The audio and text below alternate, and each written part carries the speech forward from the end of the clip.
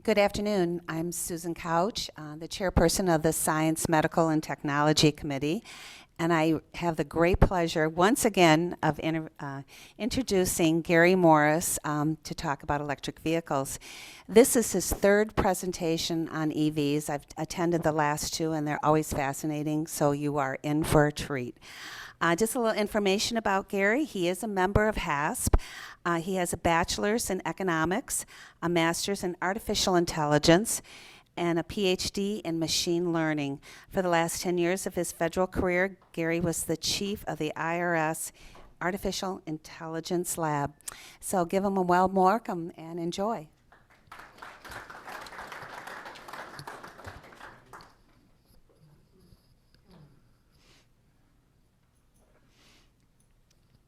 You really are out there. Okay. Can you hear me? And am I coming through online? Susan, can you hear me?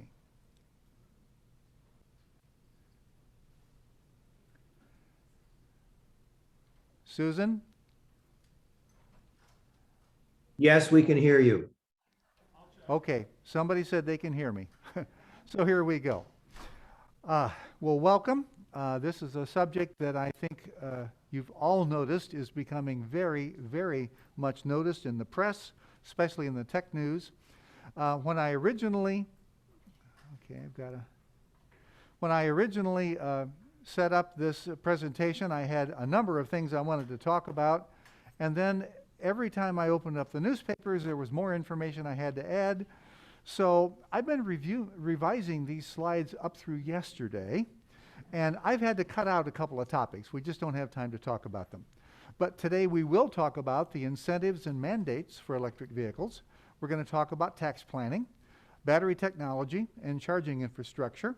I'm going to assume that you all know what hybrid vehicles and plug-ins and battery electrics are. We'll spend most of our time talking about manufacturer strategies because every manufacturer is now getting into the game and they have some very different approaches.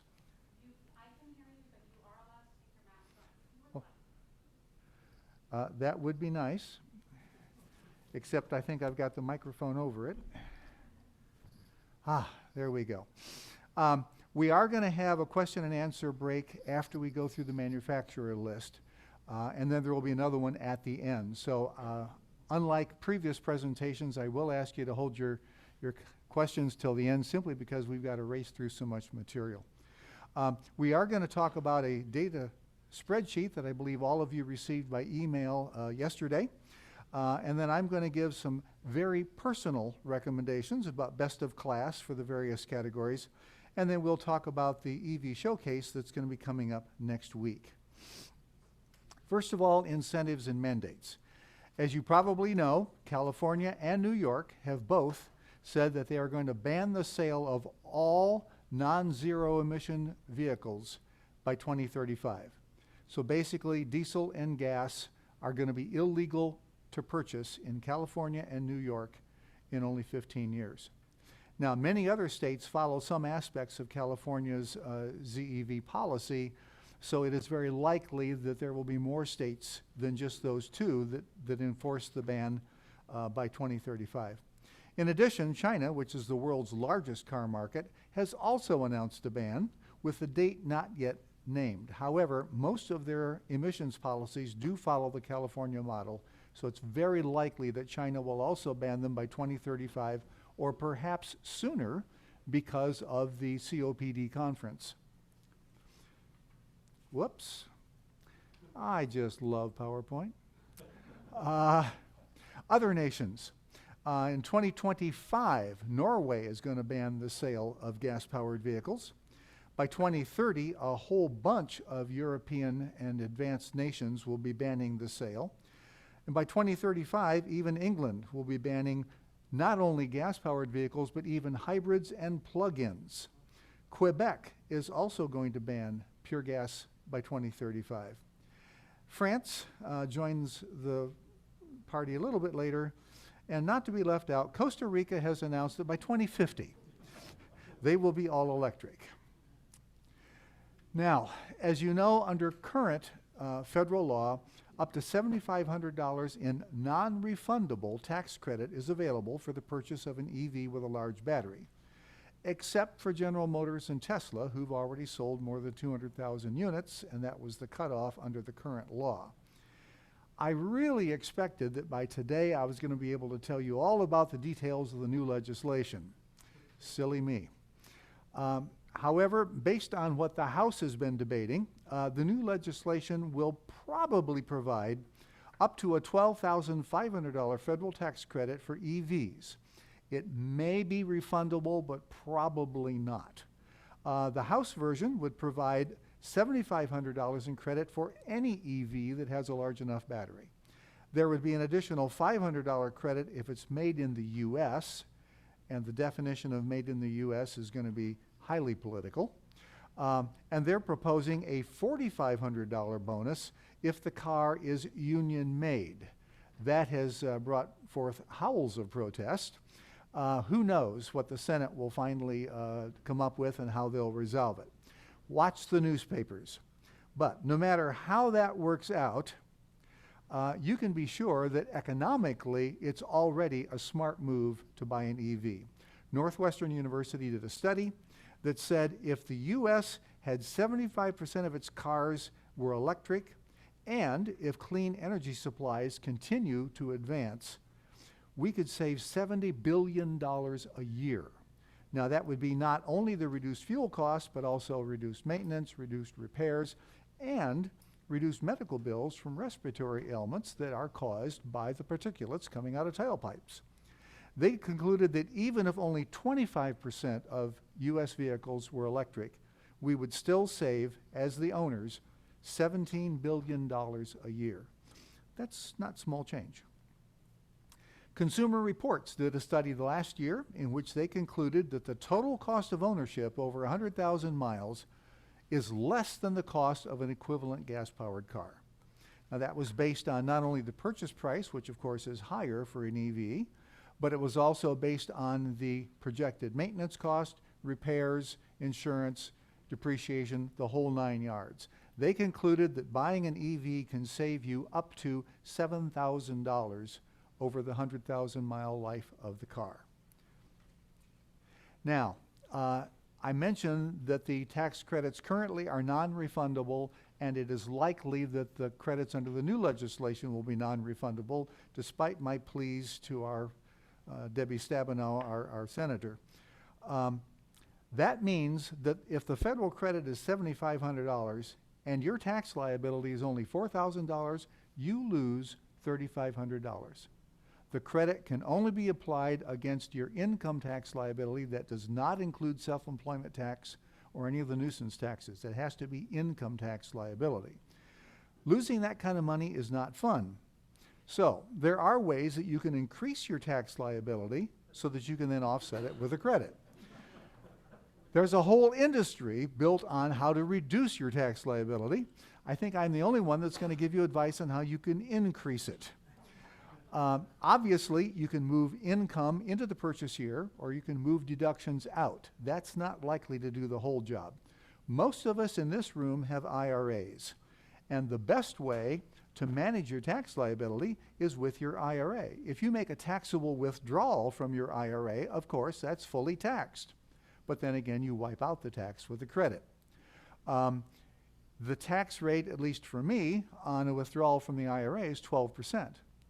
You could probably withdraw most of the purchase price of an electric vehicle from your IRA, and that would pump up your tax liability high enough that you pay no federal tax that year, and basically you got the car tax-free.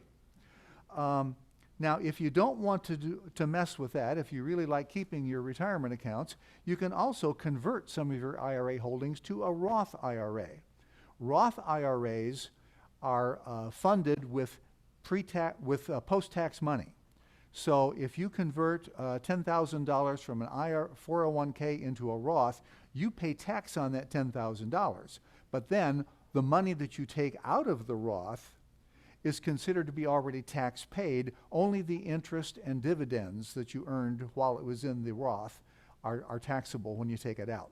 So, and again, it's a way that you can pump up your tax liability in the year of purchase to make sure that you get full use of that $7,500 credit. And if the credit turns out to be $12,500, I don't know if your IRA is going to be big enough. Now, let's talk about battery technology. Currently, all electric vehicles use lithium-ion battery cells. That's the same cell you've got in your smartphone and almost any electronic device that you have. The cost of lithium-ion has just plummeted in the last 20 years. These days, the range for most electric vehicles is between 250 and 300 miles. In fact, one car we're going to talk about today, the Lucid Air, has a range of 520 miles. That's only feasible because the cost of the batteries has really come down. Now, high voltage DC fast chargers can add up to 200 miles of range in only 10 minutes. That would be using very expensive chargers and very expensive onboard charging equipment on your car. There's only a few luxury cars that have that capability. But a Tesla supercharger can add 200 miles in 15 minutes. And every supercharger out there has that capability, and every Tesla manufactured can use it. So, charging a car on the road is not nearly the problem that it was just a few years ago. Now, of course, all major automakers are trying their very best to reduce the cost and the charging time because these are the two biggest barriers to the sales of electric vehicles. People are afraid that they're not going to be able to afford the extra cost. They don't think about all the savings, and people are afraid that it's going to take them too long to charge it up. Tesla, at their battery day last year, promised that they were going to use fewer of the rare earths that are becoming more and more costly. And they're also going to use a new larger cell format called a 4680. It's 46 centimeters wide and 80 centimeters tall. With just those few changes, they expect a 56% reduction in the cost per kilowatt hour of the batteries, a 54% increase in the range, and almost a 70% reduction in the cost of manufacturing the battery. And that's a big factor if you're trying to really scale up to manufacture a lot of batteries. Now, General Motors and Honda are sharing technology. General Motors calls their system the Altium. They have an Altium Battery and an Altium Drive. The Altium Drive is a family of very high efficiency electric motors. Everybody has been focusing on the batteries, but GM said, hey, wait a minute. If we have a motor that's going to be used for a very specific purpose, let's engineer it to do that at the very highest possible efficiency. They think they're going to gain quite a bit of advantage from having special electric motors. The Altium Battery is going to be a battery electric platform that has very large cells, even bigger than Tesla's 4680s. They're called pouch cells. They're going to use reduced amounts of rare materials to keep the cost down, and they also are designing it so that the batteries can be placed almost anywhere, any nook and cranny in the car or vehicle where they've got room. So they're going to be able to put a lot of battery into a vehicle that doesn't look like it has room. They're estimating that they can get between 150 and 250,000 miles of battery life from the Altium batteries. Of course, they don't have any cars on the road yet, so that's a projection, but that's what they think they can do. They also think they're going to be able to get a higher usable power percentage. Virtually everyone that has an electric car doesn't get to use the full amount of kilowatt hours that are in the battery. The manufacturers always design it so that the car will stop before it has completely depleted the battery. In some cases, you only get to use 80%. General Motors thinks they can go quite a bit higher and still maintain good battery life. Now, the largest battery maker in China is called CATL. They already claim to have developed a 1,000,000-mile battery that is ready to be sold to auto manufacturers. They don't make cars, they just make batteries. They claim that their battery has a life of 16 years and a useful service life of 1.25 million miles in an electric vehicle. Now, as I say, this was announced last year. PowerPoint did it again. But they don't have any announcements yet of actual purchasers. So several manufacturers may be considering using the CATL battery, but no one has actually done it yet. Now, Toyota says that the battery in their vehicle that they've just announced, the BZ4X, will hold 90% of its capacity after 10 years of on-the-road use. That is a pretty amazing claim. That's been a goal of theirs for a couple of years, but they're now saying that the battery, which will be still lithium-ion, in the BZ4X is going to have that 90% capacity at the end of 10 years. That is a real value feature. Now, the cost of batteries currently is up to 30% of the total cost of an electric vehicle. Now, Bloomberg New Energy Finance has projected that shrinking cell costs for lithium-ion are going to make electric cars and trucks equal to or lower in price than similar gas-powered vehicles by 2025, even without tax incentives. That means if you're in the market for a Ford F-150, you can pick the gas-powered model on the left or the 150 Lightning on the right with equal price or possibly even a price break on the electric model. And of course, the electric model has some tremendous capabilities that the gas cannot match. Tesla claims that it's going to produce a compelling car for $25,000 by 2024, just because of the reduced cost of their new format batteries. Now, there's an asterisk on that because these are quotes from Elon Musk, who tends to make aspirational goals. But even if it's a $30,000 car by 2025, if they're eligible for a full federal credit, that is going to be a whale of a deal. We haven't perfected the current lithium-ion batteries in electric cars yet, but in spite of that, or maybe because of it, we're already in the hunt to replace those. And that's where the solid-state battery comes in. Let's find out why people are so excited about it, what the hurdles are, and who's chasing it.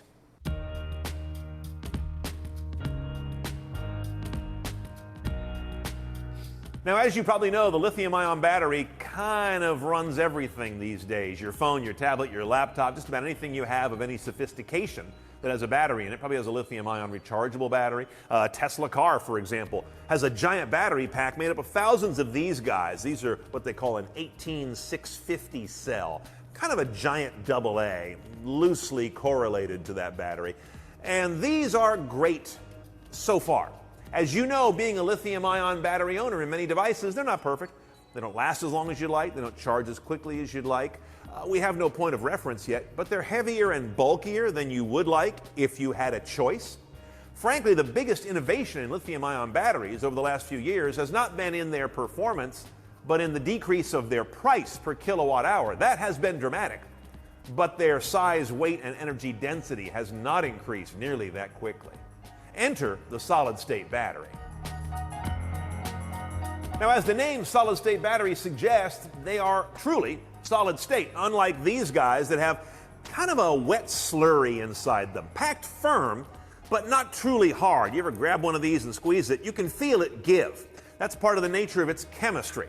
A solid-state battery is so hard because it's hard materials packed very tightly under pressure without any liquid or give in between them. That's why the name is what it is. The benefits are what you care about. Greater energy density.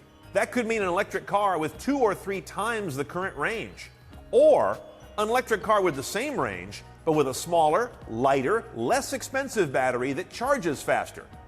General estimates are an 80% charge in 15 minutes with a solid-state EV battery, so it's faster than today's lithium-ion for sure, but still slower than a gas pump or a capacitor.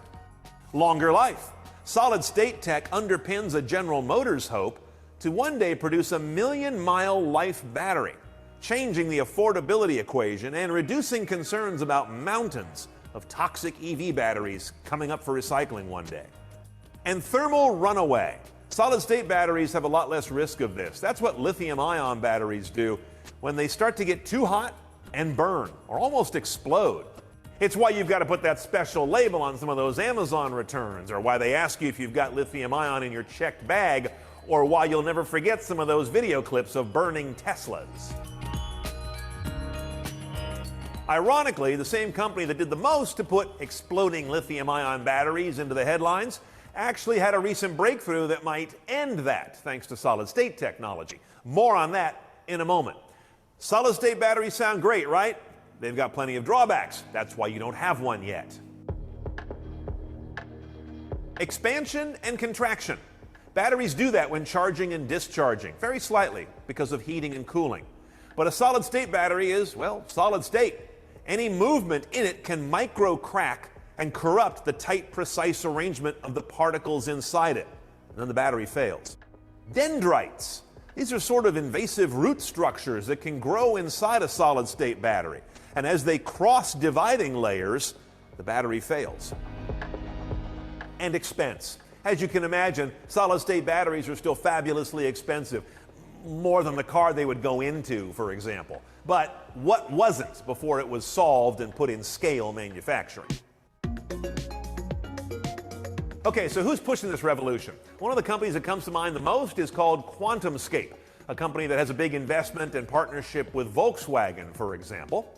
Expectations are that that duo will produce a solid-state battery for use in some Volkswagen EVs as soon as 2024. And QuantumScape says they've got a layer of ceramic in their design that is able to stop those dendrites from working their way through the cell and ruining it. They also say their design is pretty darn good at very low temperatures, not losing too much capacity in snowy weather and such. That's going to be good news for a lot of EV intenders who said, I lose so much mileage during the winter, it's not worth it.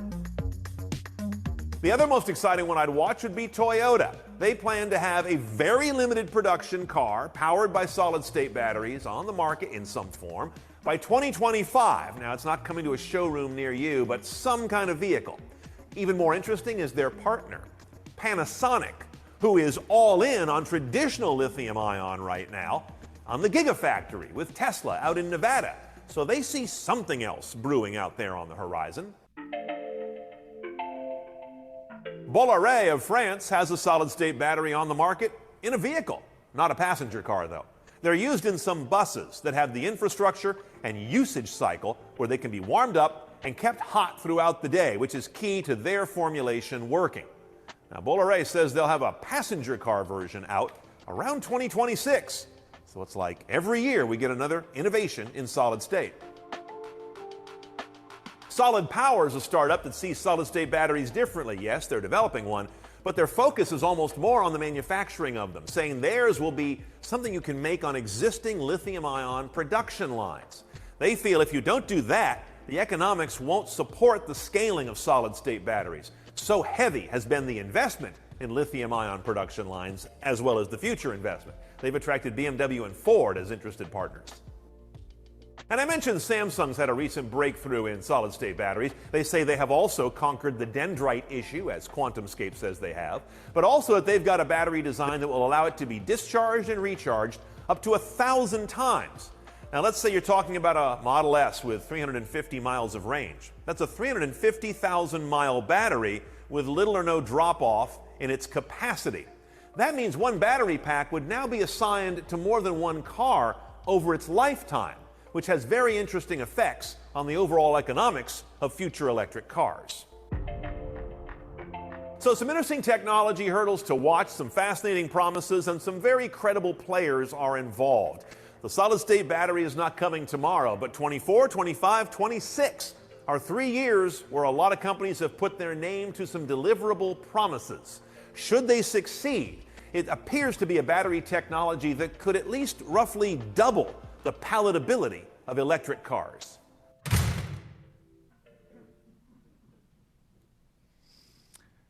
Okay, I found that video to be the most efficient way of telling you everything I don't know about solid-state batteries. Clearly, they're going to be a game changer. As you probably have heard, Toyota actually has some prototype solid-state batteries running around in something kind of like a Camry in Japan. They've been prototyping them for several months now. They have developed some issues. That's why you do prototype testing. So their development continues, and 2025 may or may not work out, but they're hard at it. And they've got some pretty good engineers. So the big so what for battery technology is, why do you even bother to know about it? Well, knowing what's coming might allow you to future-proof your car. If you want a new electric car in 22, but you're also eager for a solid-state battery when it's available, well, that suggests you should do a 3 or 4 year lease. Lease a car with current technology and wait for the next technology to truly arrive. If you buy an electric vehicle this year or next, you should know that your resale value in 25 or 26 may be affected. Which way is debatable. If EVs are in high demand, you may find that your used EV will in fact command a premium. Some of you have probably noticed that if you tried to buy a used Tesla these days, you'll have to pay more than the price of a new one. All used cars have gone up in price, but electric vehicles on the used car market are pulling a real premium. On the other hand, your resale value could be lower if lithium ion is now considered to be the old technology. We'll just have to wait and see. This is important if you're going to be negotiating a lease, because the value of the car at the end of the lease is one of the major determinants of how much that lease will cost you. So if you're well armed with some arguments, you just might be able to cut down the cost of your lease. If limited range or slow recharging is a deal breaker right now, well, at least you've got an idea of when electric vehicles will be for sale that really lack those limitations. Now, charging your EV. In the future, batteries are going to charge very fast at very high voltages and amperages. But for us people with chargers in the garage, level 2, that's 240 volt, is going to be the standard for home charging for many, many years. If you have solar panels, or if you are thinking about solar panels, there's a very interesting possibility. My friend Andy Bass recently put solar panels on his roof and knew he was going to be buying a Tesla. So he told them, hey, ordinarily the solar panels produce direct current, which then goes through inverters, which convert it into AC, which then goes down into your electrical box. Then your electrical box feeds a charger on the wall, which then converts that AC back into DC and goes into your car. In Andy's case, they ran a direct line, which means he's eliminating the slight loss that you get from the inverters twice. It's a great deal. Now, some dealers and electric companies will subsidize installing a home charger. Here in Holland, BPW will give you a $300 rebate for installing a home charger. Plus, they will automatically convert you to time of day billing. That means that your rate during the afternoons in the summertime will be slightly higher, but you'll get a rate that is much, much lower between 11 o'clock at night and about 6 or 7 o'clock in the morning, which is when you should be charging your EV. That's when they want you to charge your EV, because they got more capacity than they know what to do with during the night. If you're a customer of Consumers Energy, you got a $500 rebate for a level 2 charger, plus automatic enrollment and time of day billing. As I recently learned, if you have a level 2 charger and time of day billing and solar panels, at first consumer says, wait a minute, if you've got solar panels, we're not going to let you sell us excess electricity in the afternoon at the top rate and then charge your car at night at the low rate. And I admitted that was a bad deal for them. Doggone, they had to change. I am now selling them excess electricity at the high rate, and I'm charging my car at 1 a.m. every morning. My heart bleeds for them, but I'm taking the cash. A company called ChargeWay and the National Auto Dealers Association have come up with a program that is putting kiosks in showrooms that are selling electric vehicles. These kiosks are customized so that they will tell you about home charging and on-the-road charging for the particular electric vehicle that that dealer is selling. So, charging is now going to become part of the sales pitch for electric vehicles in dealers that participate in this program. Tesla, of course, and several other companies have been putting charge stations along the interstates and major highways for quite a few years. And these systems are still growing very rapidly. Volkswagen, after they got caught in their Dieselgate scandal, has an Electrify America program that is still obligated to be spending many billions of dollars. Several private companies that weren't caught doing anything wrong have just decided this is a way to make money. There are various networks out there, and they're all expanding. Tesla doubled its network in the last 18 months, and they are planning to triple it in the next 24 months.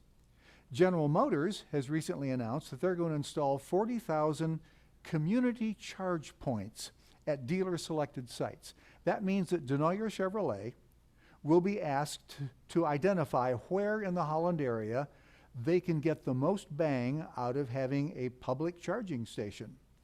Whatever Denoyer says, that's what GM will do. Pretty good deal for us. Now, the good news is that all except Tesla have entered into interoperability agreements.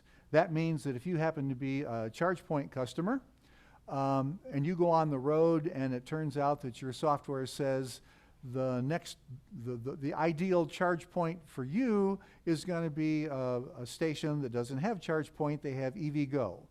No problem. You pull in, you charge up, and your ChargePoint account is billed for the amount of the electricity.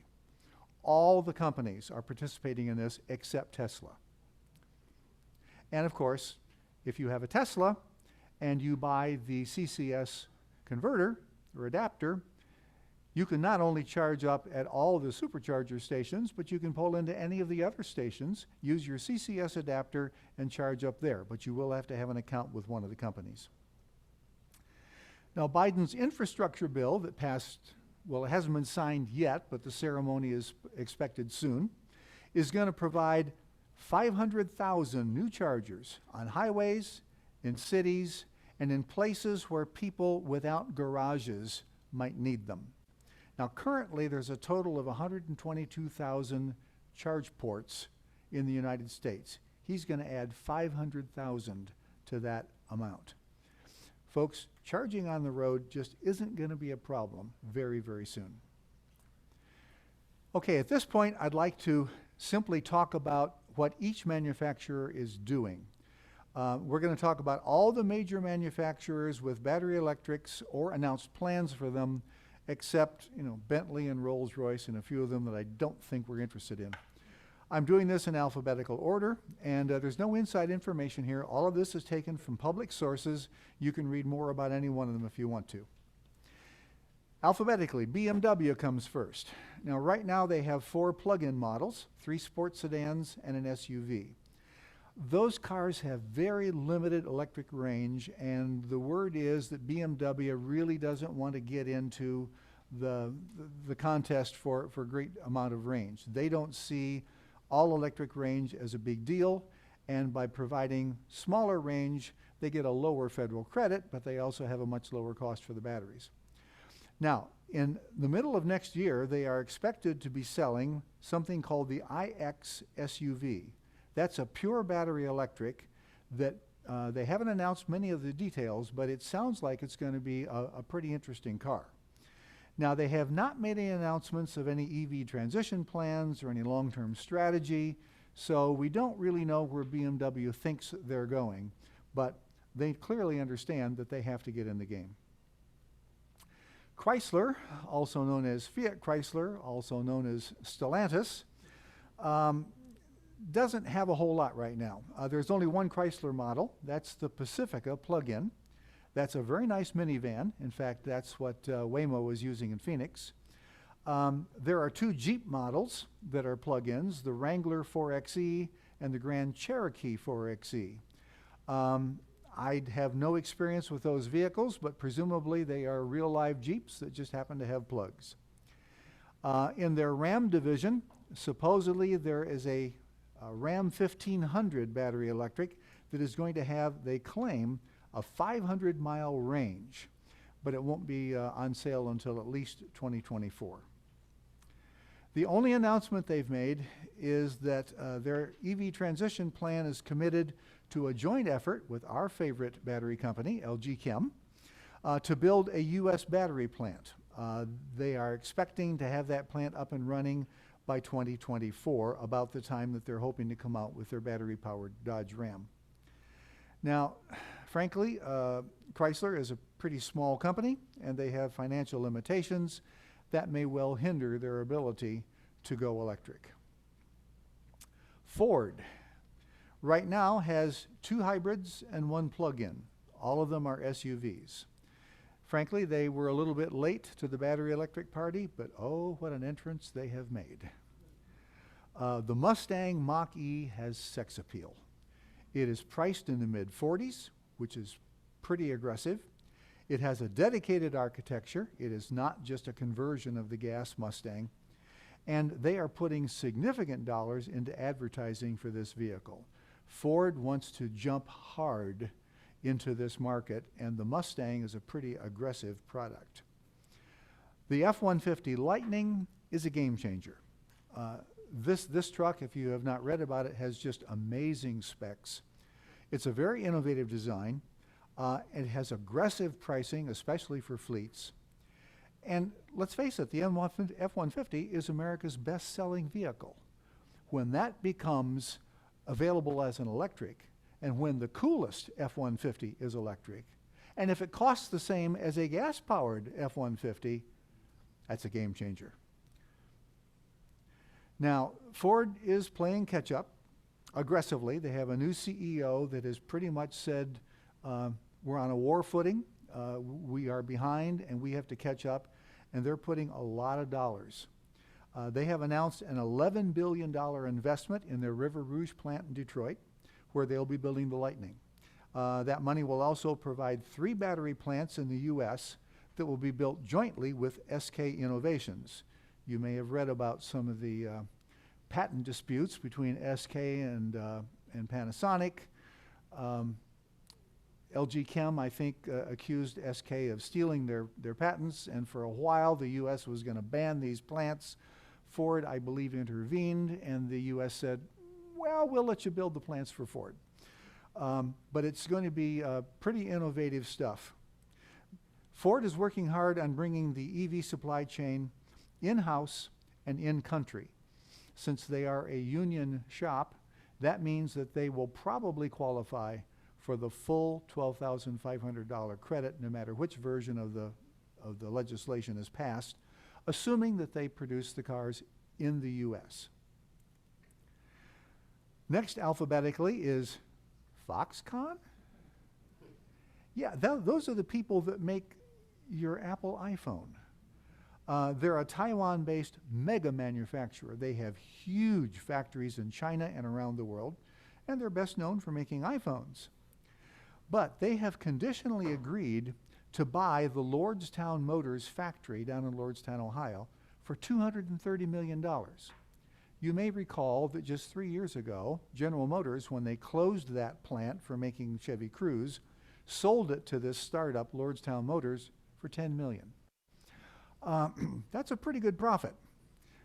Obviously, Foxconn is going to own a fair amount of that company. Now, Lordstown is intending to be a truck producer, but they do not have any production yet. They've had some financial problems. It's not at all clear that they're going to be a successful manufacturer. But what is clear is that Foxconn owns a car manufacturing factory in Lordstown, Ohio. On October 18th, Foxconn announced that they have designed and developed 3 battery electrics. What they call a Model C is going to be an SUV with 435 miles of range and pretty quick acceleration. Something called the Model E will be a luxury sedan with 450 miles of range, 0 to 60 in 2.8 seconds. And since this is obviously designed for people who have chauffeurs, the back seat will not be conventional. It's going to be an electronic office space. No prices have been announced, but I don't think I'll be buying one. They're also going to have what they call a Model T, which is a large urban bus. That will be designed to compete with the BYD buses that are electric already being used in California. Now, you may have noticed that those model names are already owned by Ford. They're going to have to do some changing, and they certainly have no announcements about when they're going to produce them, where they're going to produce them, or what the prices will be. But Foxconn is a huge manufacturer. They've got a ton of money. They've got engineers out the ears. They should not be discounted. Now, there is a report, it's not been verified, that Foxconn has agreed to manufacture a Fisker low-price battery electric in the USA, possibly in Lordstown. Nobody will say. Next, alphabetically, General Motors, the people that have been talking about the world's first all-electric super truck, the Hummer 3. Now, the CEO of GM is Mary Barra. Her previous job was head of the electric car division at General Motors. It was pretty clear when they selected her that GM was going to be committed to electric. Now, right now, General Motors does not make any hybrids, and they discontinued their top-selling Chevy Bolt. They are only going to be building battery electrics from now on, nothing less. Now, most people believe that they were losing money on the Volt. Every car they sold actually cost them money. They have vowed that EVs will be profitable from the start, unquote.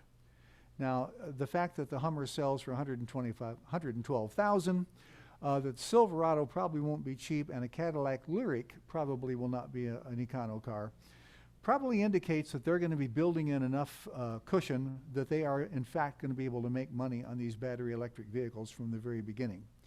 The only low-cost EV they're going to have is the Chevy Bolt, which is still being manufactured.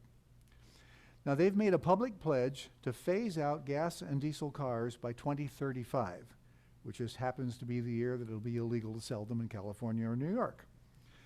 They're partnered with our favorite company, LG Chem, on a new battery plant being built in Ohio, not too far from Lordstown. They are making very large investments in electric vehicle and battery technology. They've got technology R&D centers in Detroit and other places around the world. They're putting big bucks. Probably at this point, more money is going into EV vehicle development than even the entire rest of their gas-powered line. Their Altium platform is something they're very proud of, and that's going to be the basis for all electric vehicles from General Motors for the rest of the decade. Next alphabetically is Honda, which is kind of handy because it turns out that Honda and GM have a lot going together. Now, Honda is continuing to make the hybrid version of the Accord and the CR-V using current technology. Those are very successful vehicles. They did discontinue the car that I drive, the Clarity plug-in. A great car, but a very complex bit of engineering, and frankly, they were probably losing money on it. Honda is not really large enough for an independent EV R&D effort, but they're not small enough that the Japanese government would lean on Toyota to help them out. So they have partnered with General Motors. They have cooperative agreements not only for R&D, but also for a battery technology laboratory will be jointly run by the two. They are putting their joint effort in Spring Hill, Tennessee, which happens to be the town where GM has the plant that is going to be manufacturing the Cadillac Lyriq. There is a rumor, not confirmed, that we just might see an Acura battery electric on an Altium platform that is manufactured in Tennessee. It would have the same undercarriage as the Cadillac Lyriq, but obviously would have Honda chassis, Honda interiors, and hopefully Honda software. Now, Honda is not really a technology leader, but with their partnership with GM, they're going to be able to stay in the game. And frankly, I think their sterling reputation for quality is going to keep them viable. Hyundai has 3 pure hybrids and 1 plug-in already on the market. Their Ioniq line is available as either a hybrid, a plug-in, or a battery electric. Unfortunately, it is not sold in Michigan. They make a Kona battery electric SUV that is also not sold in Michigan. They do have a Santa Fe SUV that's a plug-in, and they're advertising that their plug-in Santa Fe is cheaper than the hybrid version of the Santa Fe after the tax credits. They're already starting to argue that electrics are an economic argument. Now, Hyundai has a luxury brand called Genesis, and next year they are intending to start selling what they call the GV60. It's basically going to be an upscale Ioniq. They have not announced marketing details. We don't know whether it will be available in Michigan, but let's hope that it will be.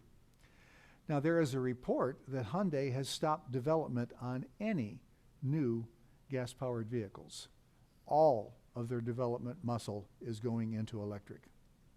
There's also a report that they're going to open an EV plant in Georgia to supply cars for U.S. sales.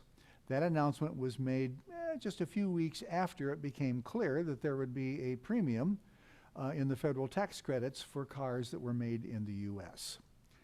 I think that's probably going to happen. Jaguar, not necessarily the first name that comes to mind when you think of electric vehicles, but in fact, they have an I-Pace battery electric SUV that's been available since last year. The picture you see there is the Jaguar I-Pace that Waymo is using in their robotaxi test in Phoenix. You can notice that very large sensor pack on the top that is not part of a normal I-Pace. Waymo is using only the I-Pace for their autonomous taxis in the San Francisco program that started last month. Jaguar has announced that by 2025, they will be an all-electric brand. Now, the I-Pace will continue to be offered. That's already one of their, oh my, sorry about that. The I-Pace will continue. There are going to be 3 additional battery electric EVs that will be introduced by 25, and that will be their entire product offering. No one has said, but I think it is likely that they're going to be using platforms from a larger manufacturer. They just don't have the muscle to develop their own. They're a small niche company.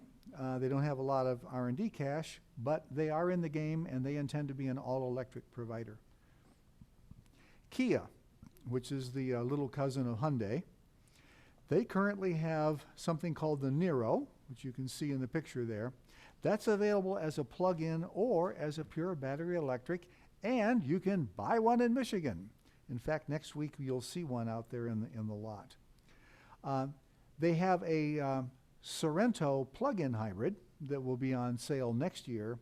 They're already advertising that the plug-in will be cheaper than the gas version. Again, making the value argument. A company you may not have heard of is Lucid. It's a company that was formed a few years ago by former engineers from Tesla. They decided that they wanted to take all that they had learned in designing the Tesla Model S and the Model X, start with a clean sheet of paper and say, okay, what would our next version look like? This is what their next version looks like. It's called the Lucid Air. It's a sedan that is taking aim at the Tesla Model S Plaid. It's not cheap, but it's got stunning specifications. 400 miles of range, 0 to 60 in 2.5 seconds, top speed over 200. This is not an econobox. They are now delivering cars to customers. So this is no longer just a startup with fancy plans. Their manufacturing has been worked out. They have all their EPA and DOT certifications. They're delivering cars to customers. They've also sold out their complete production run for next year. They see themselves as competing with the Mercedes EQS, with Tesla, and with the Porsche. Mazda does not have any electrified vehicles in current production. They recently have made some vague statements because everybody else is making statements, and they said, yeah, we're going to be electric. We're just not sure when. They claim that they're going to have some hybrids and some plug-in hybrids soon. No details on that. They also claim that they will have a dedicated electric architecture sometime around 2025. Since Mazda is a small Japanese company, my suspicion, I have no information, but my suspicion is that this is a company that the Japanese government will lean on Toyota to say, hey, you got to keep them alive, so give them some of your technology. If that happens, they'll probably be somewhat successful. They're a very small company. By themselves, they just can't do any independent R&D. But as a partner of Toyota, they could do well. Now, there's a report that Toyota, quote, may share their EV platform with Mazda. And if that's the case, and if they share the solid state platform, Mazda could leapfrog from nowhere into the forefront of the battery electric movement. Unfortunately, this means there's not going to be an electric Miata anytime soon. I would give my soul to have an electric Miata. Too bad. Mercedes-Benz, as I've mentioned, they have an EQ line, which is going to be all of their battery electrics. There's going to be a whole range of body sizes, just as with their gas-powered cars. The only model that's available right now is the EQS. That is the electric version of their big flagship S sedan. Not cheap, but many consider it to be one of the finest cars in the world. The battery electric version supposedly is quite nice.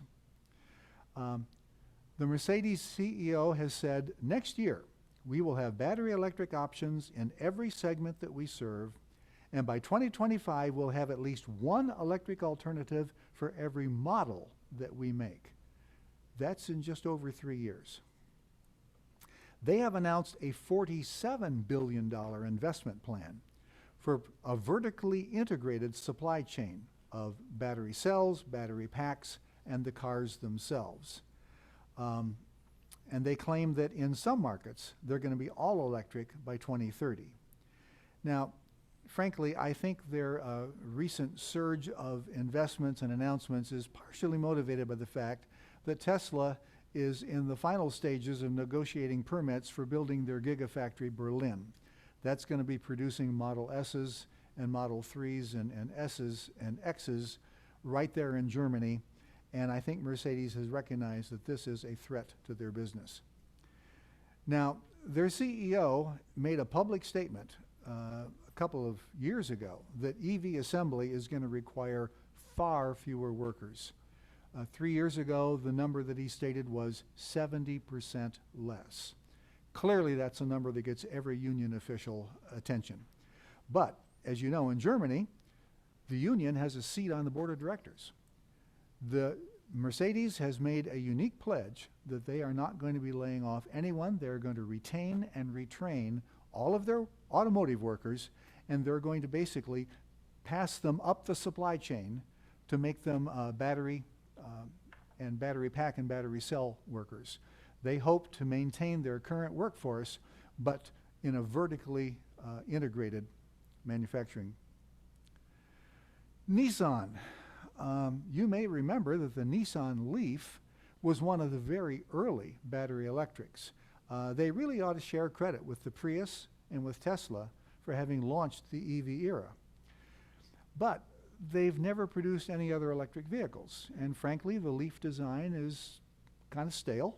The Leaf has a fairly short range, and that has been hurting sales. In fact, when I called the local Nissan dealer to see if they would be willing to bring a car to our showcase, they didn't want to talk about the Leaf. But they wanted to tell me all about the Aria. That's a battery electric that is their new design. They started from the ground up. This is not an adaptation of any other car. This is something built from a clean sheet of paper as a battery electric. This is the only picture I could find of one. They've announced that it's going to have between 220 and 300 miles of range on the EPA standard. That'll depend on which battery size you select. And they are abandoning the CHAdeMO standard, which all Leafs used for charging. They're going to go to the combined charging standard that everybody else uses. So the Aria will be able to charge up at any station that any other car except a Tesla could charge at.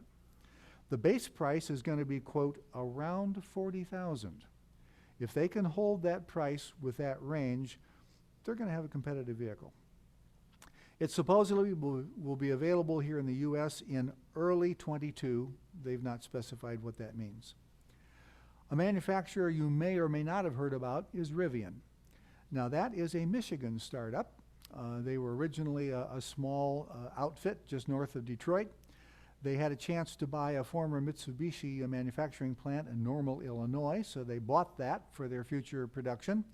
And they've now moved a lot of their technical staff to Illinois to be near the production line.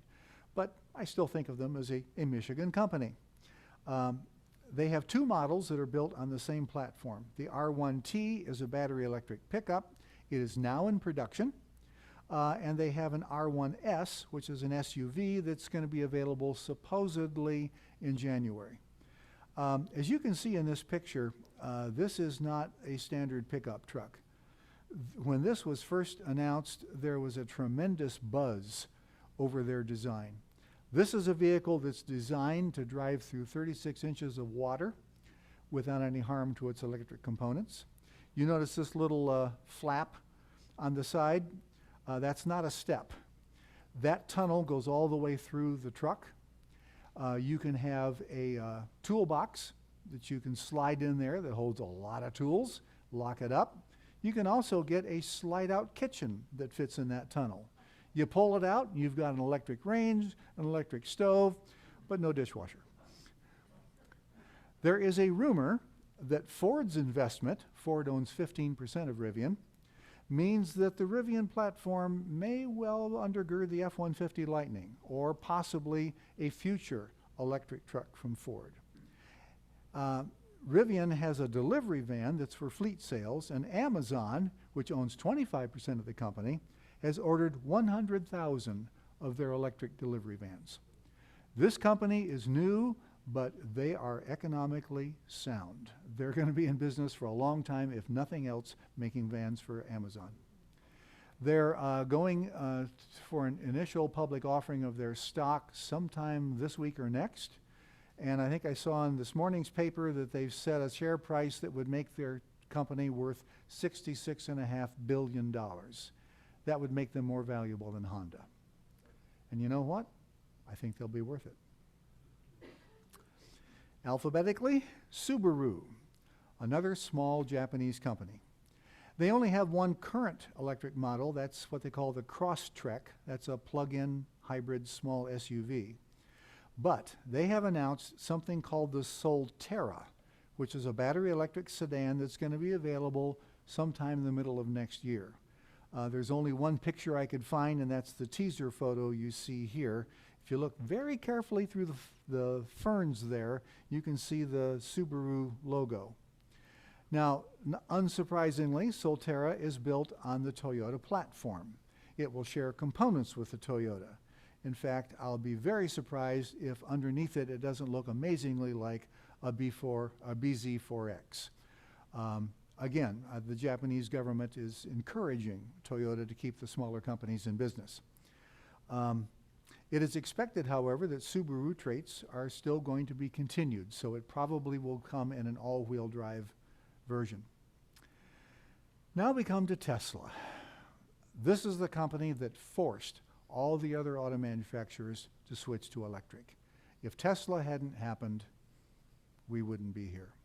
They've currently got 4 models in production, the 3, the Y, the S, and the X. And they have 3 other models on hold.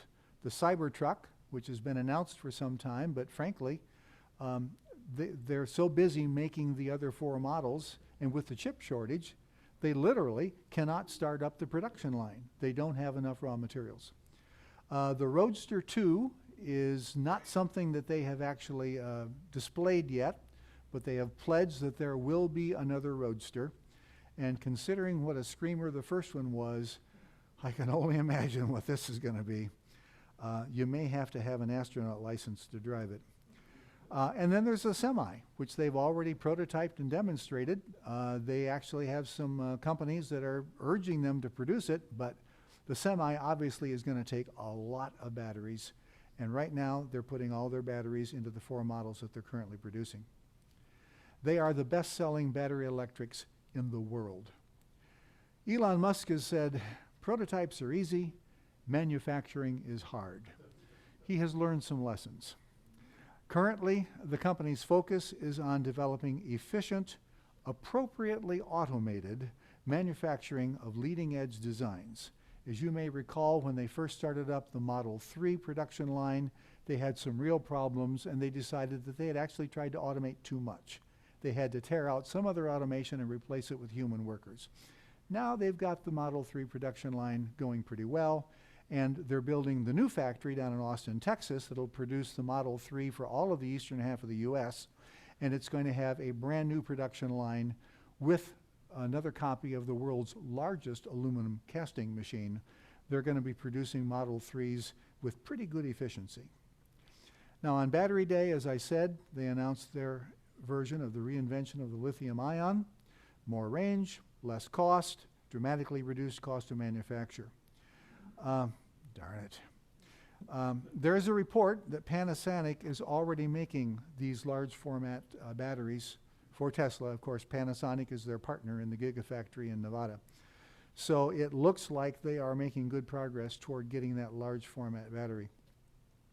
Hertz recently announced that they have ordered 100,000 Model 3s. Obviously not all for delivery in 1 year, but it is a multi-year contract. It is not clear how many cars per year, but they have said they've already started to get their initial deliveries of the Model 3s. Hertz has said that half of them are going to be made available for rental by the week by taxi drivers, Uber drivers, DoorDash, all those other guys. And I think the figure is something like $43 a day. So anybody that wants to drive electric can, for $43 a day, rent this Tesla from Hertz, and if they can't make $43 a day driving for those companies, they should do something else. That price includes insurance and maintenance. So, pretty compelling deal. You might be seeing a lot of pizzas riding in Teslas pretty soon. And again, Musk has said a compelling car for $25,000 in 23 or 24. You know, adds some fudge factor there, but still, they're expecting to do some pretty good things. Now, frankly, the strongest thing I can say about Tesla is to quote Jim Farley, the CEO of Ford. Maybe some of you saw in the newspaper that late last month, he held a global town meeting for Ford employees. 20,000 people tuned in, and somebody videoed it. And the Detroit Free Press got a copy of the video, and so they wrote a nice article summarizing what Jim had to say to his employees. Let me quote part of what he said. Hertz just announced that they have ordered 100,000 Tesla vehicles worth more than $4 billion. That has pushed Tesla's market value past $1 trillion for the first time. And then Jim went into detail. Quote, if Ford was a $1 trillion company, our stock would be worth about $250 a share. Think about the value creation that Tesla is doing right now. And they have resources, smart people. The Model 3 is now the best-selling vehicle in Europe. Not the best electric, flat out. It was the best-selling vehicle in the UK. Most months, it's the best-selling vehicle in California. Not just electric, any vehicle. Overall, if we're going to succeed, we can't ignore this competition anymore. Look at Tesla. Why are they doing what they're doing? And what can we learn from them? Well, first of all, they have a direct sales model. There's no one in between. They make it so easy. 3 or 4 clicks configuring the vehicle with not a lot of complexity to delivering it to the customer. Simple, non-negotiated pricing, a large reservation system, remote service. Secondly, Tesla maximizes the use of electrons in their vehicle. No one does it better than they do. Their customers pay less for a better battery. Their focus, after they launch the vehicle, their obsession after launch of the vehicle, is to make the customer experience better, to re-engineer the electronic components, to simplify, to address quality based on data coming off the vehicles, to reduce the bill of material based on how people are actually using the car, to drive vertical integration so when they do more and they solve the hardest problems at Tesla, and they manage every electron so they can be as efficient as possible with the expense of the battery. Third, the product itself is highly differentiated from the rest of the internal combustion field, and complexity is tiny compared to all other car manufacturers. That allows them to have enormous reuse that we've never seen in our gas-powered business. Tesla can scale quickly because of that complexity reduction. They can drive down cost, which they have done, they can keep processes simple. That's what their competitor has to say about them. Well, that was Tesla. Next, alphabetically, Toyota, largest auto manufacturer in the world. They have resisted battery electrics for a long time. Even though the Prius was a big part of the move to electrics, Toyota declared only about 3 or 4 years ago that they didn't think battery electrics were the way to go. They were committed to hydrogen. They even produced a hydrogen car, the Mirai, which they were selling in California, where they have their hydrogen highway. That was largely because the Japanese government was really pushing hydrogen. But about 3 years ago, they saw the light. The current direction is to use their R&D muscle to bring solid state to market. Now, 3 years ago, when they announced they were going to be switching to battery electrics, Mr. Toyoda, the grandson of the founder, announced that there would be a new battery electric division and that he would personally head the division. All the R&D money and muscle that they need is being thrown into this. Their goal, as I've said, is to produce a solid-state vehicle by 2025. That date, is perhaps aspirational. They've got to make sure they can get their production lines working efficiently and that the battery is durable. But if I were to bet on any manufacturer in the world as being able to pull it off, it would be either them or Volkswagen. Now, their original goal was solid state by 25. As I said, they're driving prototypes around in Japan now. They found a few issues, but they're going to keep working on it. Their goal, as they said, was to reduce degradation to 10% over 10 years, and they announced just recently that that guarantee is going to be attached to their new electric sedan, the BZ4X. So that goal is going to be met starting next year. By 2030, they expect to cut the cost per vehicle in half, partially by getting higher efficiency. In their BZ4X sedan that's going to go on sale around the world next year, the BZ stands for Beyond Zero. They expect this electric sedan to actually be a carbon reduction machine. It's going to have a number of interesting innovations. Instead of an air conditioner or heater, it has a heat pump. Now, that's not the first vehicle with that, but it's one of the very few.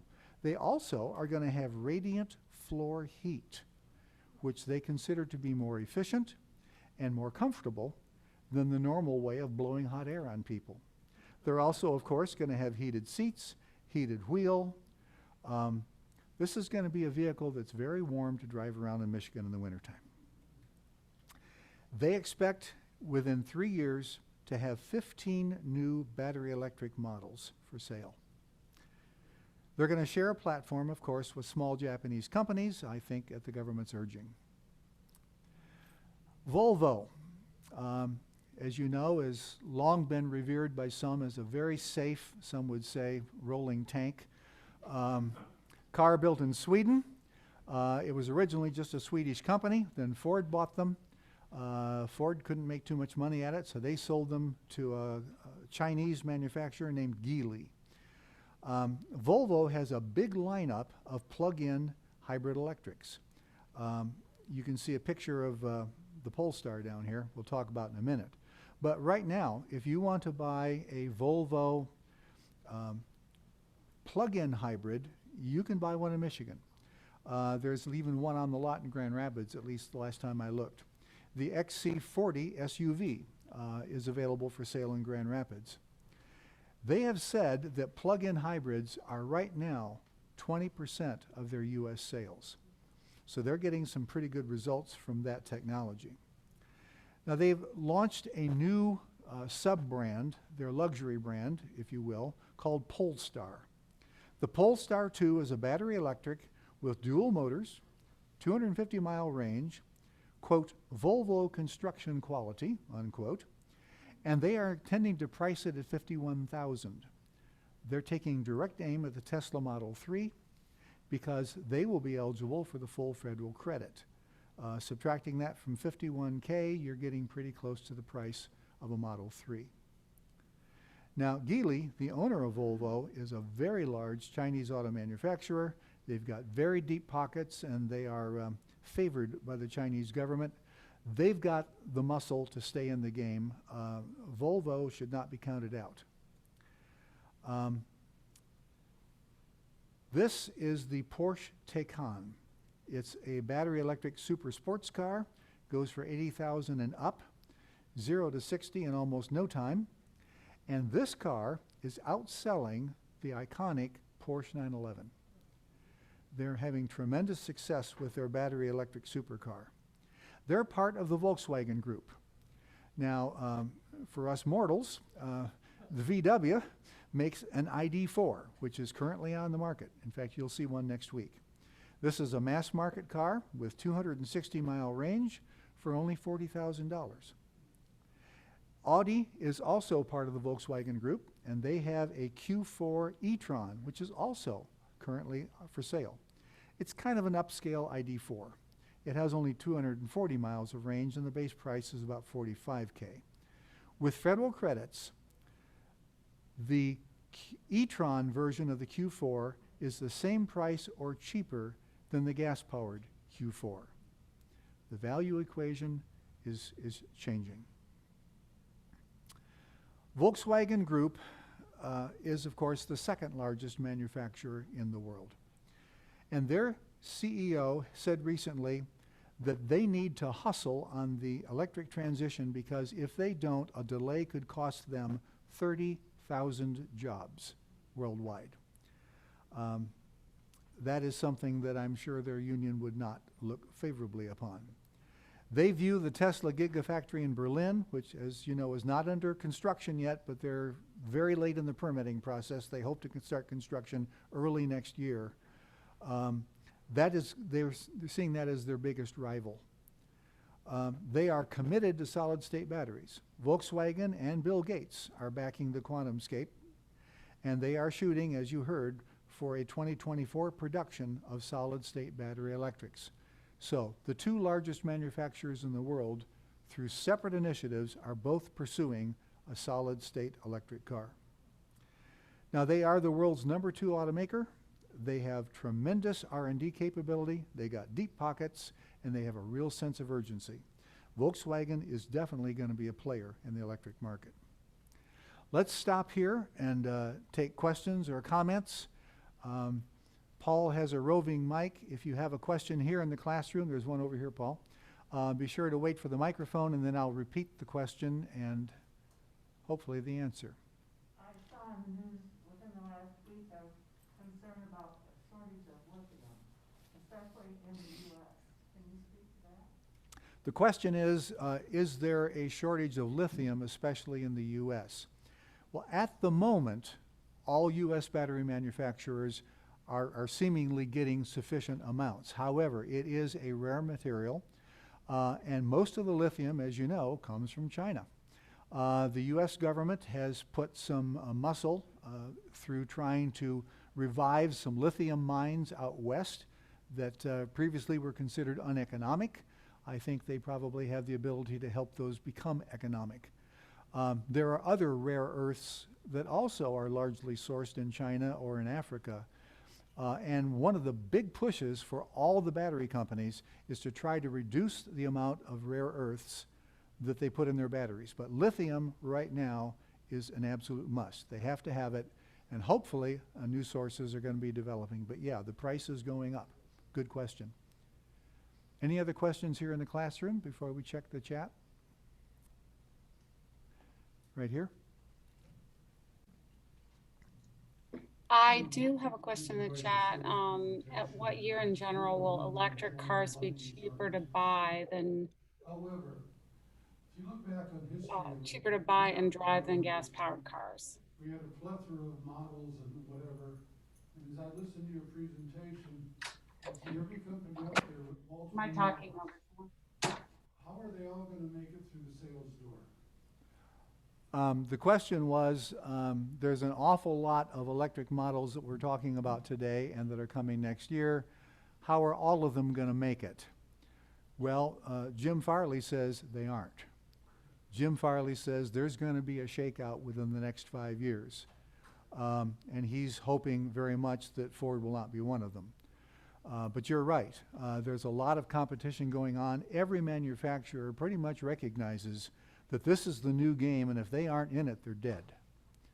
Not everybody's going to make it, but I think certain companies have enough muscle and enough economic strength that you can pretty much count on them. Paul? We have some questions on chat now. Okay. Susan, go ahead with chat questions. Okay, I have 4 chat questions. The first is, at what year in general will electric cars be cheaper to buy and drive than gas-powered cars? Well, I don't have to repeat it. That was on Zoom. Well, Consumer Reports said last year that that time is right now. If you include the cost of fuel, the cost of maintenance and repairs, it is cheaper to buy and drive an electric vehicle than it is to buy and drive the gas-powered equivalent right now. And of course, that value equation is going to continue getting better. In terms of sales price, Bloomberg New Energy Finance, which has been tracking this market for quite a few years, has projected that by 2025, battery electric vehicles, let's say a battery electric Camry, is going to be equal to or lower in price than the gas-powered Camry in the same trim, without tax incentives. With tax incentives, I think we're pretty close. Okay, I have 3 more questions, and just put your hand up if you want to go ahead and take something from the classroom as well. But what is being done to recycle old batteries from electric vehicles? Good question. What's being done to recycle old batteries? Well, of course, the number of electric vehicles that have been sold in the last few years is significant, but it's a pretty small percentage of all the cars on the road. However, there is some supply, mostly of old Nissan Leaf batteries. There have been enough of those cars sold and then eventually turned in that there are old batteries. You may have seen in the news last week, there's a company in California that is buying all the old Leaf batteries that they can get. They take them out of the car. They don't even remove them from the shell. They just take it as it was in the car and put it into these large containers. They use it as grid scale storage. In California, they have a very vibrant electric market, electricity market. These people take electricity from solar fields and charge up these old Leaf batteries during the day. And then later in the afternoon, they sell the electricity back to the electric companies at current wholesale spot prices. They're making money.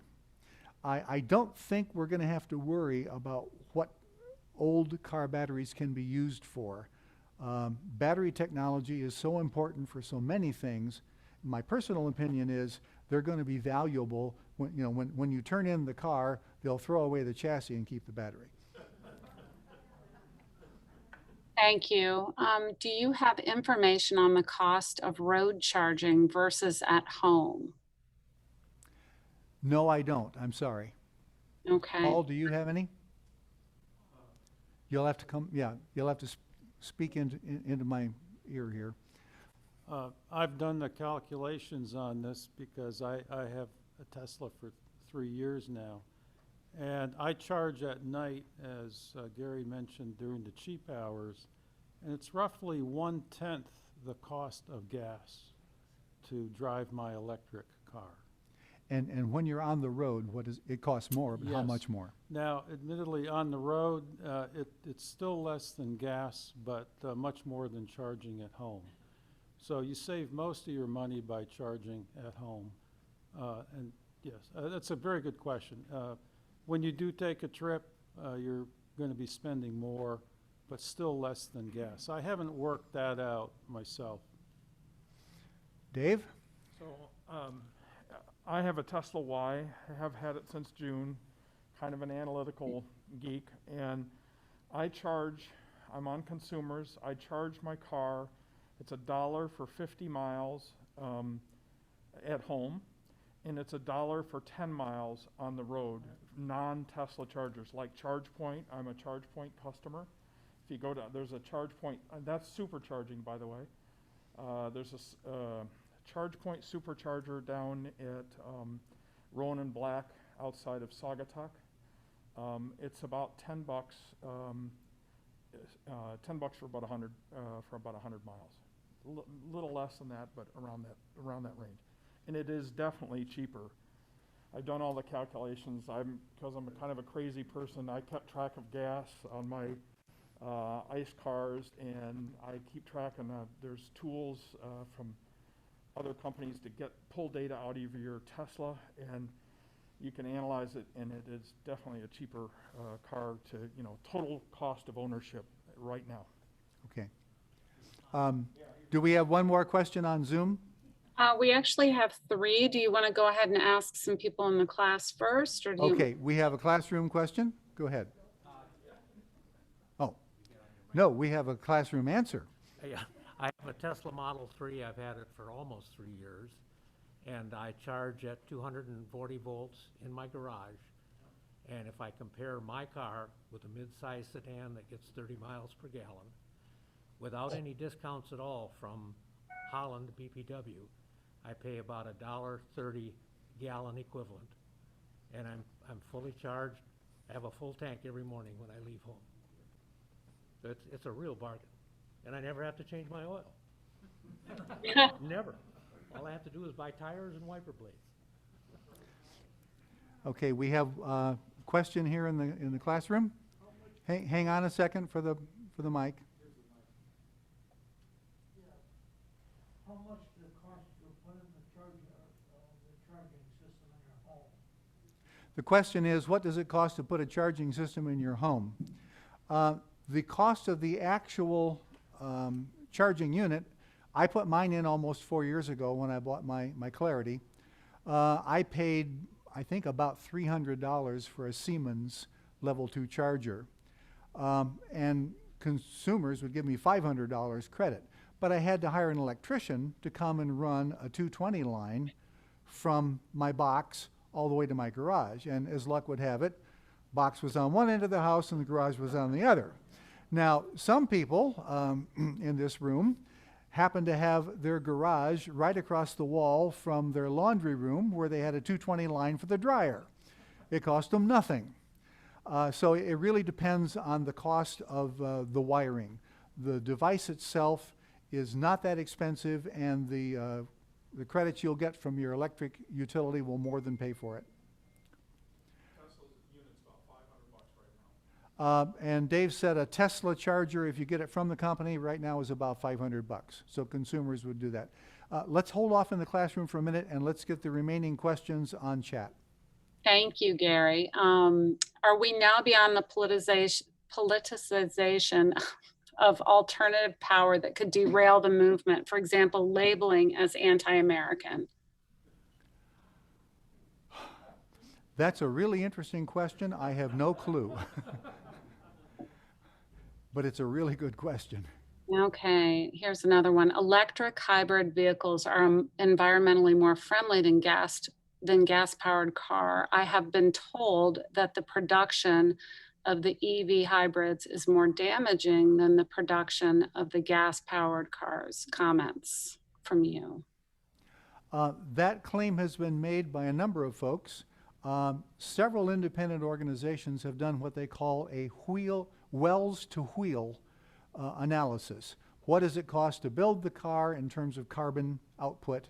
What does it cost to operate the car and produce the fuel for the car? Their conclusion is that there may be a slight additional carbon cost for manufacturing an EV, primarily because of the battery.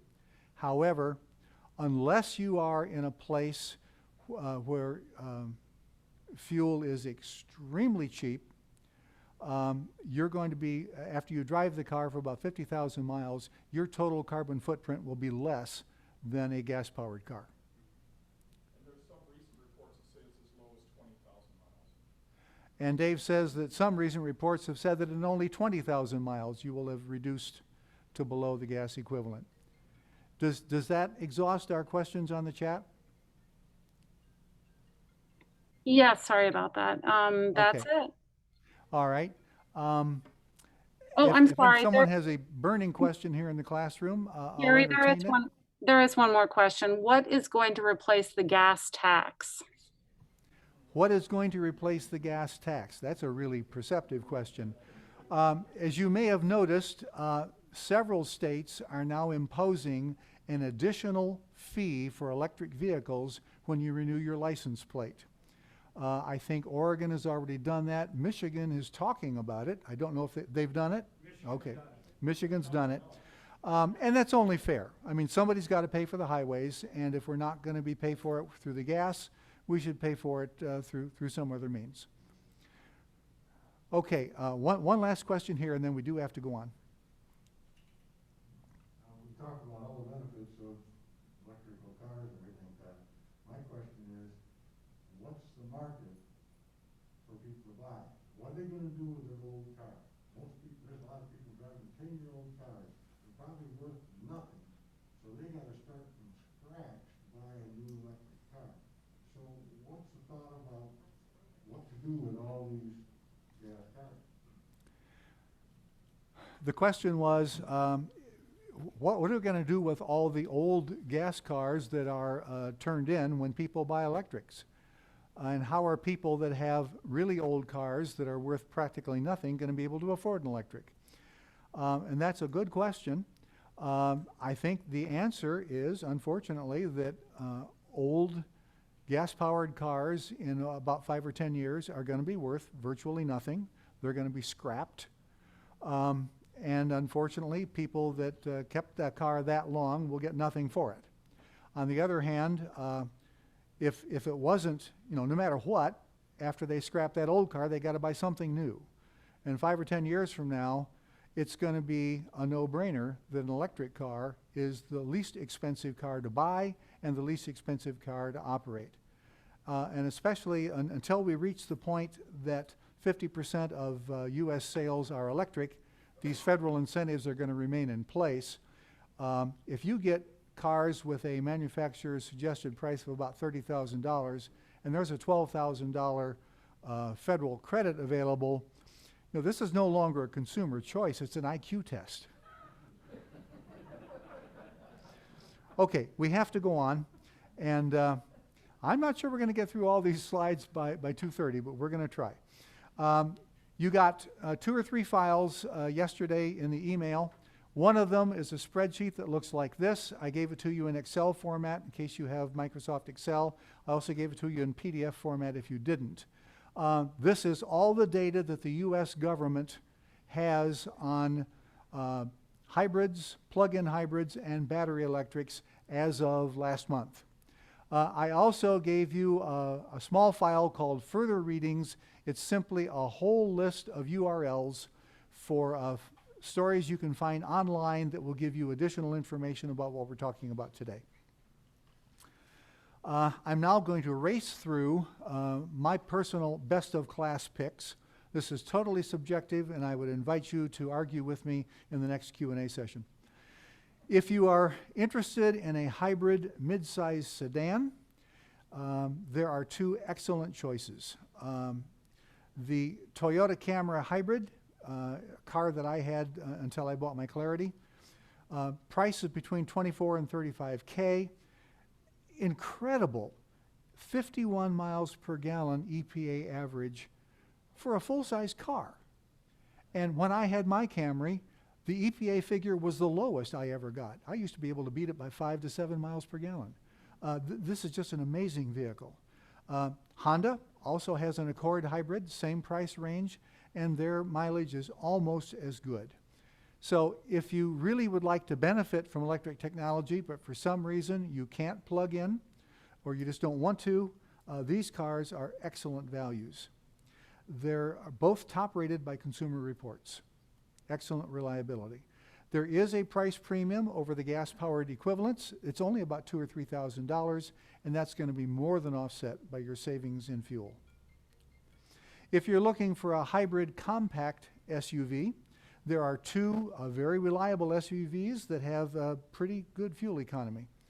The Hyundai Tucson Hybrid is rated at 38 miles per gallon on gas and sells for only $29,000. The Toyota RAV4 hybrid is the best-selling hybrid SUV. It is rated at 40 miles per gallon and also sells at starting at $29K. And again, both of these cars are top rated by Consumer Reports for reliability and so on. Now, if you're looking for a plug-in sedan, frankly, it's pretty slim pickings. This is a transitional technology, and most companies have decided that the transition is over. The Chevy Volt and the Honda Clarity have both been discontinued, and for good reason. It's an extremely complex bit of engineering, and it's hard to make money with them. Now, BMW does sell their 330e xDrive, which is a plug-in, sells for about $45K. It gets 25 miles per gallon on gas and 67 miles per gallon equivalent when driving on electric. But it only has about 23 miles of electric range, and BMW in general doesn't believe in long range for electrics for some reason. There are several good compact plug-ins. The Toyota Prius, of course, is the granddaddy of all these, sells for only $28K, gets 25 miles per gallon on gas, but 133 miles per gallon equivalent when you're driving electric, and 54 miles of electric range.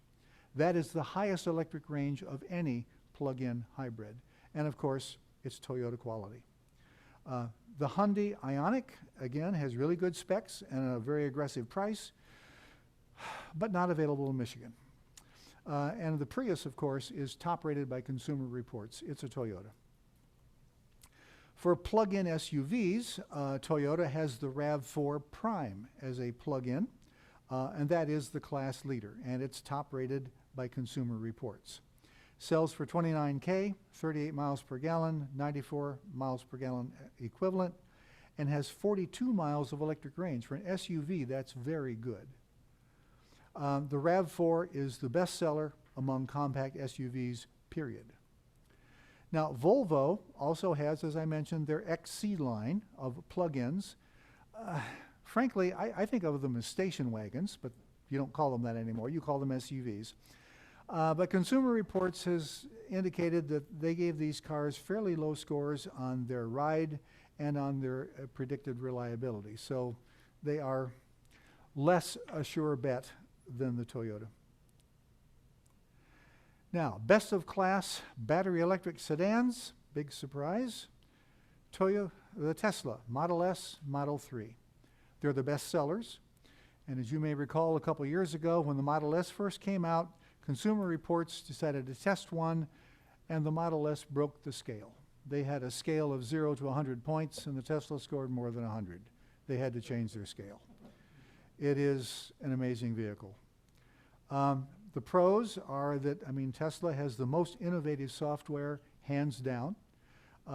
It has the almost the most efficient use of electricity of any car. Very high resale value. In fact, if you want to buy a used Tesla right now, it's cheaper to buy a new one. You get over-the-air updates, so the car's functionality actually improves over time, and it's all leading-edge technology. I do have to report that there have been some complaints about fit and finish on the Model 3. I haven't read much about that recently, and I talked just this morning to 2 owners of Model 3s who have said no issues. But you should be aware that that is a complaint. Best of class for battery electric SUVs. Well, Car and Driver magazine, which is not exactly an EV hotspot, said that the Mustang Mach-E is the EV car of the year. Now, they are pretty much focused on the driving experience and the general road handling capabilities of the car. They thought the Mustang was the best out there. The Mustang is being very aggressively priced. The base price is $43,000, and it's eligible for the full federal tax credit now and will be, I believe, under the new legislation. Some Mustang Mach-E's I have heard are being made in Mexico. Those would not qualify for the U.S.-made part, but Ford is a UAW company, so you still get the union-made credit. The Mustang style and performance is something that Ford has always seen as a kind of a company asset, and they've decided to spend that asset on their first battery electric SUV. Of course, the Tesla Model Y is its major competitor. That is a car that several people in this room have said is absolutely the finest and most fun car they've ever driven. It's certainly the best-selling electric SUV in the world. It has a price of $40,000, but because Tesla has sold more than 200,000 units, they are not currently eligible for the federal tax credit. That is scheduled to change with the new legislation. And if you buy the Model Y, you get all the Tesla design advantages.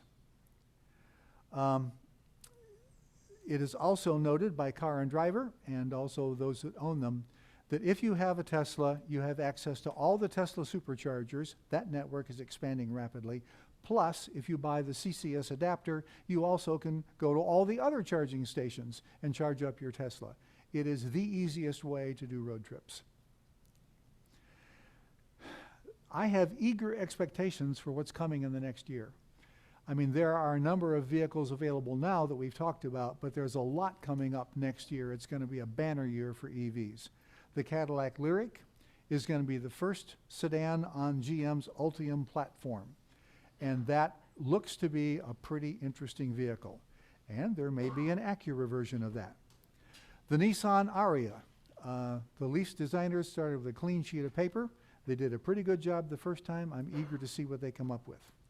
The Lucid Air, by former Tesla engineers, is going to be a challenger to the Model S Plaid.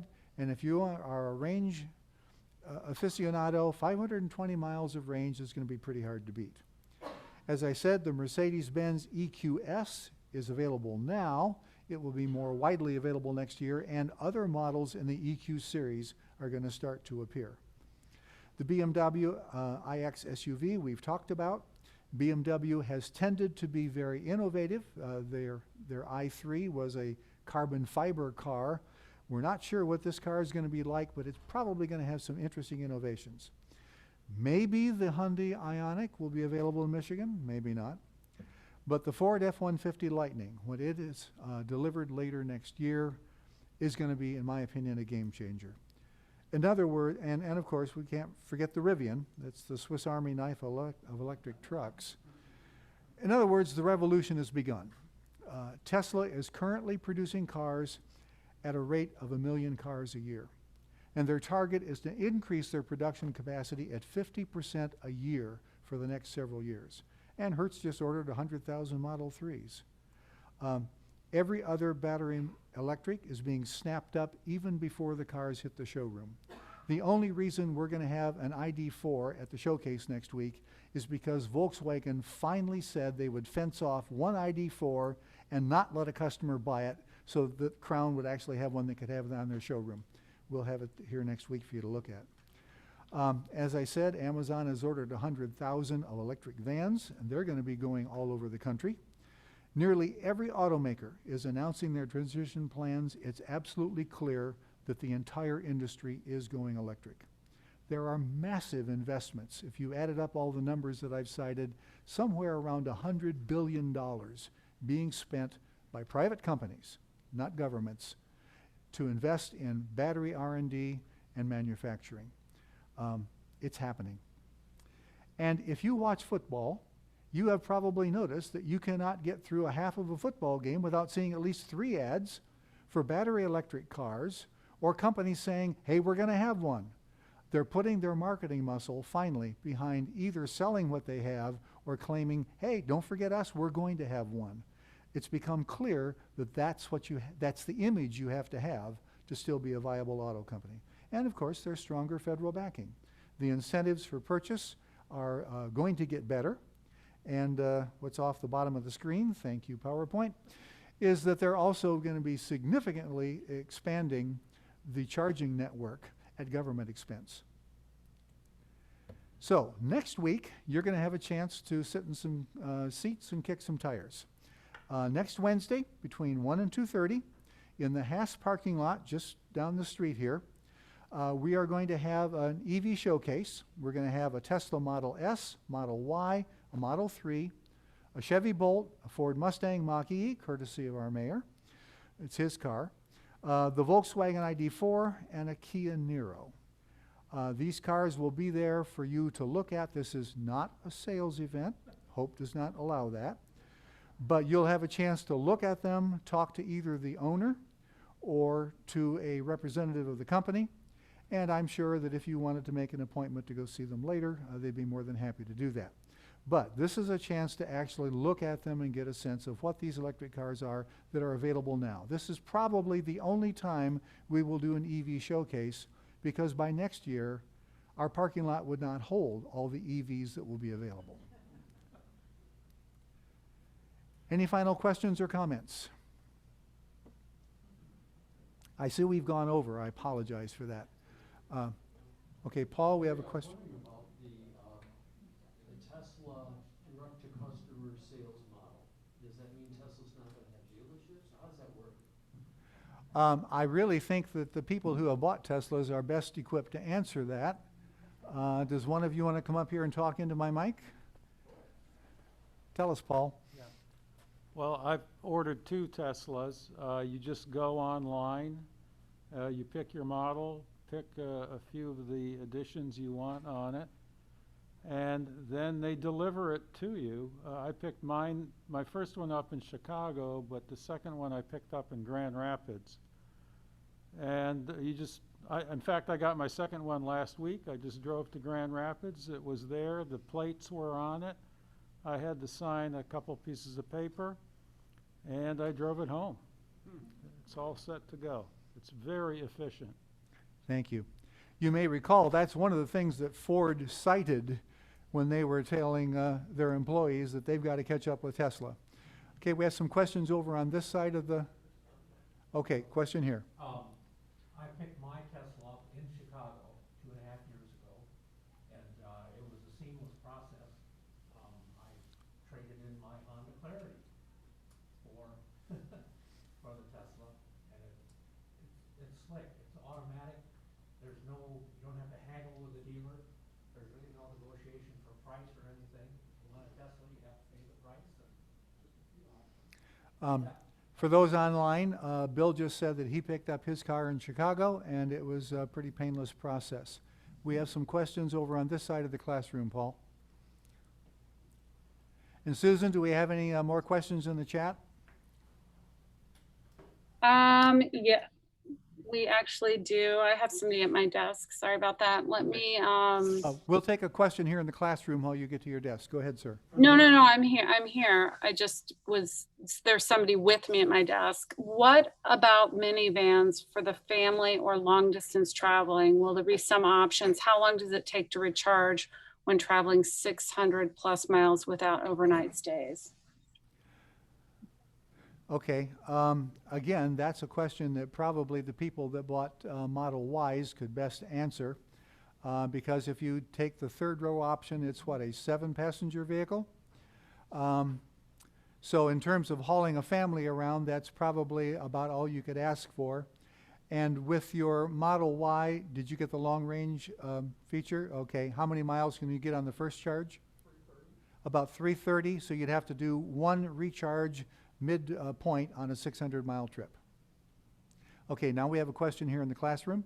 For those who do not have a Tesla electronic vehicle and they're charged to charge on a long-distance trip with at a Tesla supercharge station, is there a converter that you can buy? Currently, the answer is no. Right now, superchargers are only... Oh, I'm sorry. The question was, if you don't have a Tesla, can you get a converter or something to allow you to charge up at a Tesla supercharger? And the answer is no. Right now, you cannot do that. Tesla is talking about making adapters available at the supercharger station for non-Tesla cars. They're testing that at a couple of locations, I think in California, and it's not clear how that's going to work out. But currently, no, you can't do it. So then the 240 is an adapter that you recommend for the non-Tesla cars that could plug into a Tesla station? To my knowledge, you cannot plug into a Tesla supercharger with any car that is not a Tesla. Even at 240? Even at 240. Okay. But there is an answer. There's other charging networks. ChargePoint is probably the best. Right.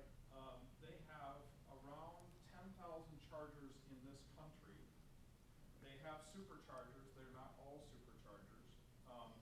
But whether you have a Tesla or something else, if you have a Tesla, you can use it in a Tesla supercharger, but if you have a Tesla or another car, you can use it in a charge point and Electrify America. So there's several different charging networks, and my wife calls it the Underground Railroad. If you do your homework, you can figure it out, and you can go anywhere. And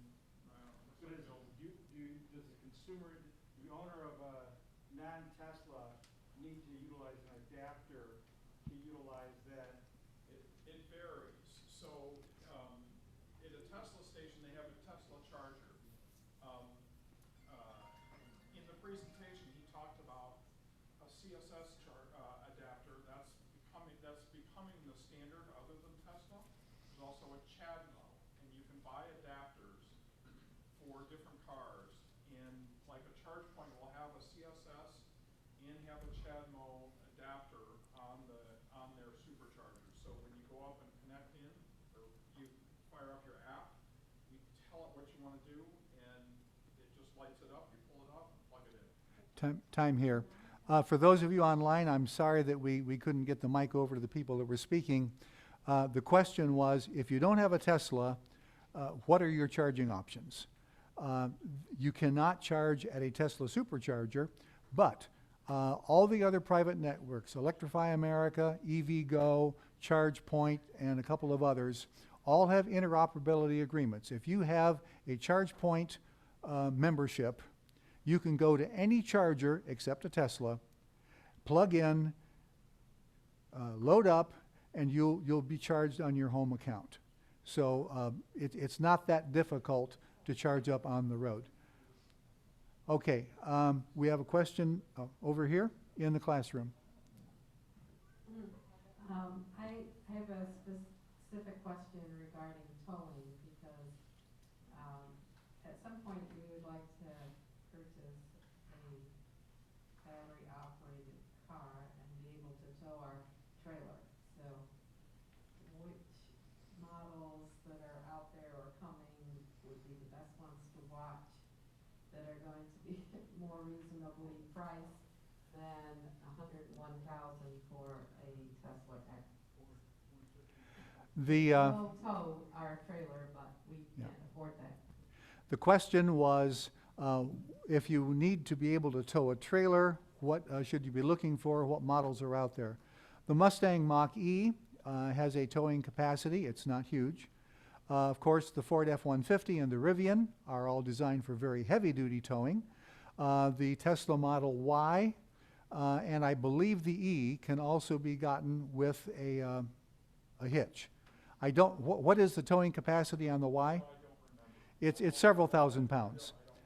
I don't believe the ID4 has a towing capacity, and I don't think the Jaguar does. I don't know about the others. Do we have any more questions in the chat? We do. We're about We're way over time. over time. No, and I think that this is a very important discussion, and clearly people are staying on. I do want to excuse anyone in the classroom that actually physically needs to stand up and leave. You may do so without guilt. I know you're very polite, but we are running over if you have a commitment, and people online as well. But I will continue for about 5 more minutes if everybody would like to stay on. So I have from Don, who does the Tesla repairs and service? Question, oh, you know the question. Tesla is not allowed to have dealerships in Michigan, but they can have service stations. There's one in Grand Rapids. And with certain cars, I believe they still do service at your home, where they come pick up the car, take it away, service it, and bring it back to you. The customer experience is intended to be very, very plush. We have a question here in the classroom, and then we'll get another chat. I hope to move to an EV in the next year, so I'm not a skeptic, but I do need to ask, how are we going to supply the electricity for this incredible growth? Good question. He says, how are we going to provide the electricity to handle all these cars? A study was done by the National National Renewable Electricity Laboratory, anyway, a federal lab about 2 years ago that would address exactly that question.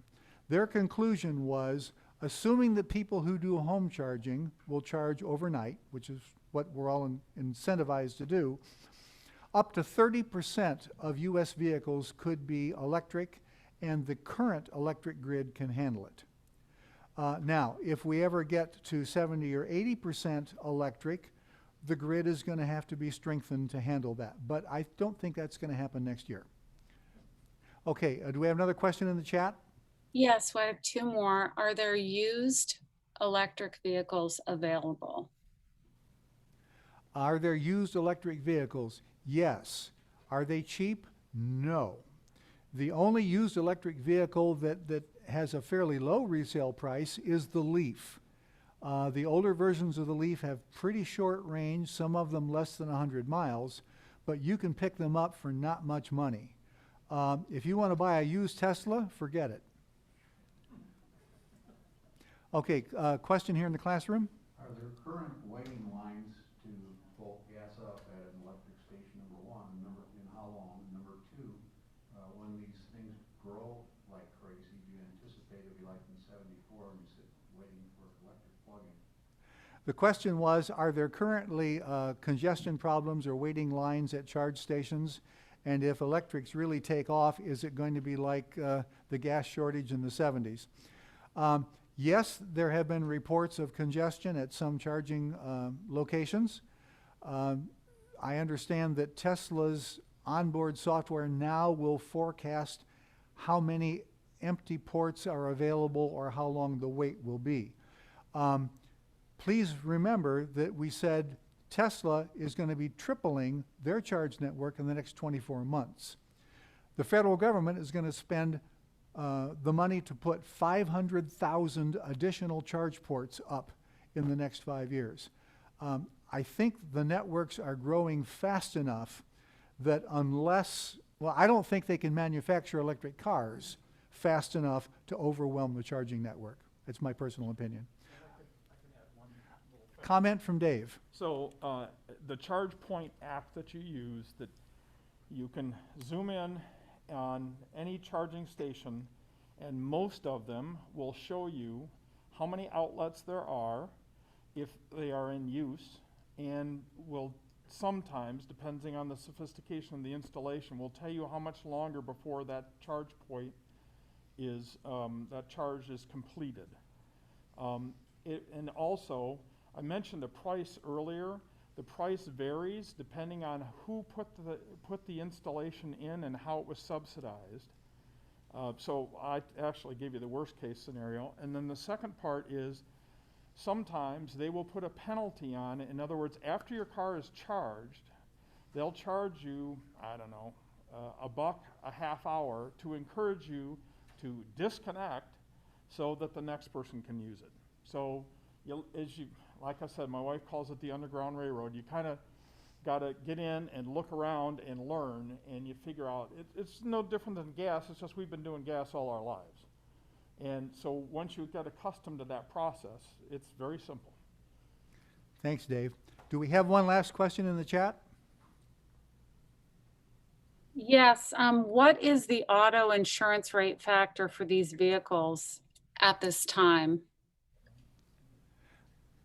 Okay, the question is about auto insurance rates, and once again, I'm going to have to wander to the people that actually are insuring them and let them talk about that. Paul. Yes, the Tesla is more expensive than most cars right now to insure. However, Tesla itself is going to start giving insurance, and that is expected to come down. But yeah, right now it is more expensive. It's not dramatically more, but it is more. Okay, and that's the last question in the chat. I really appreciate the patience of you folks. It's way, way past 2:30, but I'll stick around as long as you have questions. This gentleman right here. Thank you. Is the bugaboo of these lithium-ion batteries catching on fire, has that been completely solved, or is that still an issue? The question is, has the issue of battery fires been completely solved?